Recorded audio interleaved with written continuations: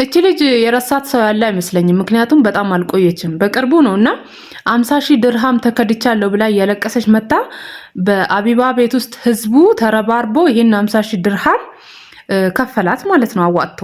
ሰው አሁንም እያለቀሰች መታለች። ከዚህ በፊትም የሆነ ጊዜ እንደዚሁ እያለቀሰች መታለች እና አትልመዱ፣ የሰው እጅ አትልመዱ። ይሄ እርዳታ ምናምን እያሉ ሰዎች በእውነት ያበላሿቸዋል። በራሳችሁ ችግራችሁን እንዳትፈቱ፣ በራሳችሁ እንዳትቋቋሙ፣ የራሳችሁን ችግር ራሳችሁ ማቅለል እንዳትችሉ፣ እንዲሁም ኑሯችሁን በጣም ነው የሚያከብድባቸው። የእርዳታ ገንዘብ የትም አያደርስም እውነት ለመናገር እና ሁሌ ደግሞ ታለቅሳለች። ሁሌ እያለቀሰች ነው የምትመጣው። ሁሌ አልቃሻ ሮሮ። በቃ በራሳችሁ ችግር ጭራሽ ሌላ ሰው እንዲቸገር ማድረግ ይሄ በጣም ያስጠላል፣ እጅ ይላል፣ ይሰለቻልም። አንዳንዴ ዋጥ የምታደርጉት ችግር አለና ዋጥ አድርጉት። እንግዲህ 2 ዓመት ባልሞላ ጊዜ ውስጥ ወደ 3 ጊዜ መታለች እያለቀሰች፣ ከዛም በላይ ሊሆን ይችላል እና ያሰለቻል፣ ያስጠላልም። እኔ ያሳፍረኛል እንደዚህ ባደርግ። ምን ነው ሰሞኑን ደግሞ አዶናይ በጣም ብስጭጭት እያለብን ነውና፣ አዶናይ ምንድነው ችግር? ምን ተፈጠረ? ቆይ ምን ሆነ ነው? እና በእንግሊዝኛ እያወራው ፈረንጆችን ብመክር እኮ ኢንተርናሽናል እሆናለሁ ምናምን የሚል ቪዲዮ አይቼ ነው። እና አዶናይ ፈረንጆች መጀመሪያ ምክር ይፈልጋሉ እንዴ? የአዶናይ ብስጭት ይገባኛል። ይሄ ቃሉ ፑቲክ የሚባል እየመለሰለት አይደለም። አዶናይ ደግሞ ሊያግዘው ይፈልጋል። ችግሩ ይሄ ቃሉ ፑቲክ እገዛ ይፈልጋል ወይ? እገዛስ ያስፈልገዋል ወይ?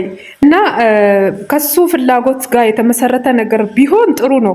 አግዛለሁ ብላችሁ ግግም እያላችሁ አንድ ጫማ እያነሳችሁ ቃሉ ይሄን ጫማ ውሰድ እያላችሁ ቪዲዮ የምትሰሩ ሰዎች ተው፣ ልትጠቀሙበት ነው። የምር ትንሽ ለመግባቢያ እንኳን የቋንቋ ትምህርት የሆነ ነገር ጥናት ላይ ሊኖር ይችላል እና ተረጋጉ፣ አትቸኩሉ። ልክ እንደ ማነው ስሙ ይሄ አይሾ ስፒድ፣ ኢትዮጵያን አይሾ ስፒድ እንደሱ አንገት እንዳያስደፋን።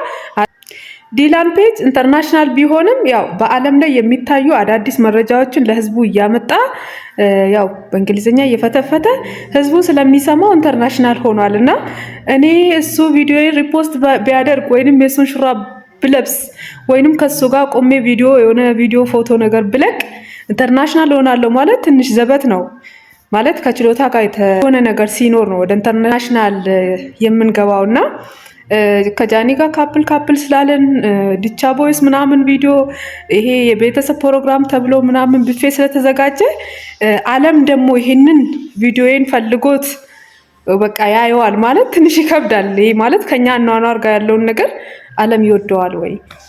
እና ይሄ በቃ በጣም እንትን የሆነ በቃ ትልቅ ሌላ ነገር ሌላ ዓለም ስትፈልጉ ያላችሁበትን ደግሞ እየጣላችሁ እየወረዳችሁ ትመጣላችሁና በቃ ብዙ ትግል ውስጥ አትግባ ማለት። አሁን ጥሩ ሁኔታ ላይ ነው ያለው። ብስጭቱን ቀንስ አዶናይ፣ ብስጭቱን ቀንስ።